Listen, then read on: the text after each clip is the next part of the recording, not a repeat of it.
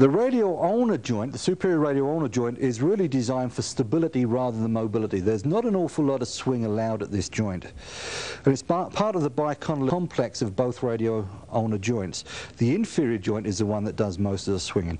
So most of the problems here will involve instability. And when we come in and actually test the gliding here, we will also be testing for stability. So when we were looking at the last joint, we had hold of the humerus as a stabilisation. Now we'll move our grip onto the ulna.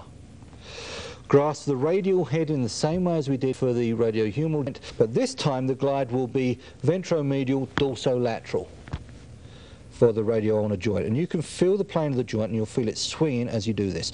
And there isn't much glide here because, as I say, this is really acts as a pivot for the radial ulnar complex. And if you're getting a lot of movement here, then you've got an instability.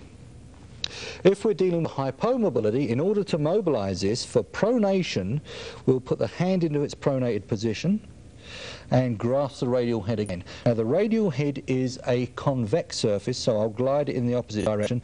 That is, I'll glide it also laterally towards the dorsal aspect of the forearm and lateral. There. And for supination, I'll supinate the forearm and glide this ventromedial as I stabilise the ulna. There. Okay, now, in the absence of manipulative techniques, these techniques will clear up a lot of the stiff elbows, but they are not particularly effective in treating techniques that need high velocity, low amplitude techniques. But for most of the problems you'll come across, these will at least improve the condition a good deal.